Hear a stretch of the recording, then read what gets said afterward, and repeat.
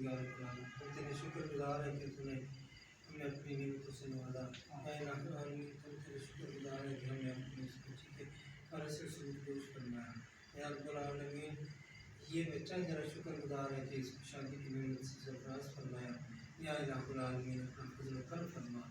اس نئے رشتے اور اس نئے جوڑے کو آباد و شاد فرما، ان کا آپس میں پیار و محبت شدید عطا فرما، اس میں ایک دوسرے کو سمجھنے کی توفیق عطا فرما، ایک دوسرے کے معاملات کو سمجھ کر معاملہ فہمی کے ساتھ زندگی گزارنے کی توفیق عطا فرما۔ یا اللہ کریم، ان کو دین کے راستے پر چلنے کی توفیق عطا فرما، ان کو اولاد نرینہ سے سرفراز فرما، ان کو اچھی دیندار اولاد عطا فرما